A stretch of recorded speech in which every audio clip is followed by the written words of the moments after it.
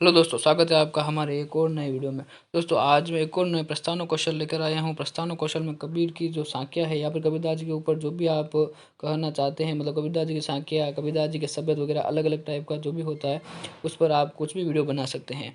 तो मैं आज प्रस्तावना कौशल लेके आया हूँ कबीरदास जी के ऊपर। कबीरदास जी में कक्षा, विषय, प्रकरण, दिनांक, तो आप जानते हैं कि सब पर कक्षा, विषय, प्रकरण आपको सबको लिखना ही पड़ेगा।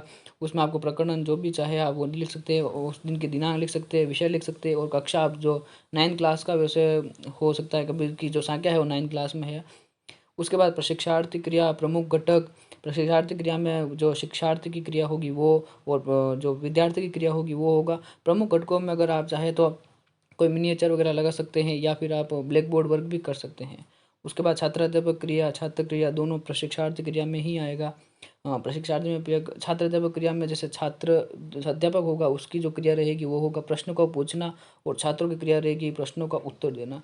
तो पहला क्वेश्चन यही होगा कि भारत में किस धर्म के लोगों की संख्या ज़्यादा है। तो सबका उत्तर ज़्यादा से ज़्यादा सब यही उत्तर देंगे कि भारत में तो हिंदू धर्म ही ज़्यादा रहते हैं, तो हिंदू ही आएगा। अब हिंदुओं के बारे में कहा जाएगा कि हिंदू किनकी पूजा करते हैं, तो सबका उत्तर आएगा कि भगवान की पूजा करते हैं या फिर ईश्वर की पूजा करते हैं। ना तो अल्लाह आएगा ना ईसा ही आएगा, तो हिंदू किनकी पूजा करेंगे, भगवान की पूजा करेंगे। यहाँ पर भगवान भी आ सकता है, ईश्वर भी आ सकता है, तो दोनों बरोबर ही है, कोई टेंशन की बात नहीं है।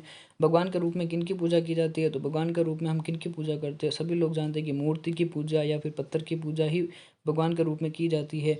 भले पत्थर की पूजा भी कर सकते हैं, मूर्ति भी कर सकते हैं। यहाँ पर क्वेश्चन आपका थोड़ा सा चेंज कर देना है कि मूर्ति पूजा का विरोध किस कवि द्वारा किया गया।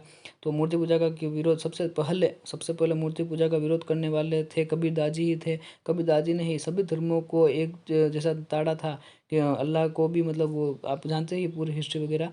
तो हमारा यहाँ पे रहेगा कि मूर्ति पूजा का विरोध किस कवि के द्वारा किया गया, तो कबीरदास जी के द्वारा किया गया था।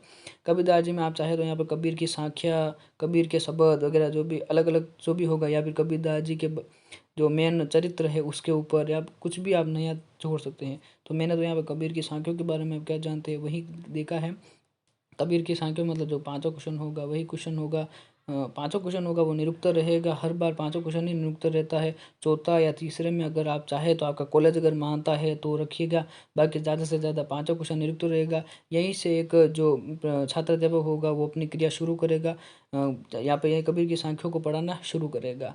उसके बाद आपको व्याख्या कौशल, योजना वगैरह सभी आएंगे, तो उसको भी मैं लाने की कोशिश करूँगा। दो दोहे वगैरह, दो दोहे या दो साँखिया, दो शब्द मैं लेके आऊँगा। और अगर आप चाहें कि एक अलग प्रकरण पर, विषय पर या फिर किसी अन्य विषय पर भी अगर प्रस्तावना कौशल योजना बनाना है तो कमेंट ज़रूर करिएगा। राधे राधे, जय हिंद, जय भारत।